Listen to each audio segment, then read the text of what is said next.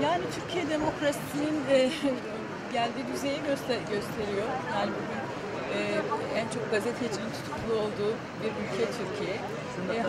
Bütün bunlar yaşanırken düşünce özgürlüğünden bahsetmesi, bu ülkede bir düşünce özgürlüğünün olduğundan bahsedilmesi, propagandadan öte hiçbir değeri yok. Gerçekten eğer bir ülkede gazeteciler özgür değilse o ülke özgür değildir zaten.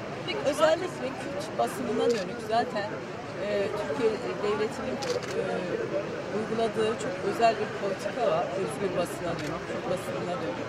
Bu onun bir parçası, bir sindirme, susturma, gerçeklerin açığa çıkmasını engelleme amaçlı yapılmış bir operasyon, siyasi bir operasyon. Çok kolay bir şekilde CKP kılıfı büründürülerek yaptıkları bu hukuk dışı operasyonu meşrulaştırmaya çalışıyorlar. Ama bu arkadaşlarımız gazeteci oldukları için, gerçekleri yazdıkları için, doğruları yazdıkları için, Roboski'yi yazdıkları için ve bu devletin imha ve inkar politikalarını deşifre ettikleri için devletin Kürt halkına uyguladıkları cinayetleri deşifre ettikleri için, yani sadece ve sadece gerçekten gazetecilik yaptıkları için tutuklu bulunuyorlar. Türkiye'nin çok büyük bir ayıbı. Ben bu davayı utanç davası olarak nitelendiriyorum. Peki cumartesi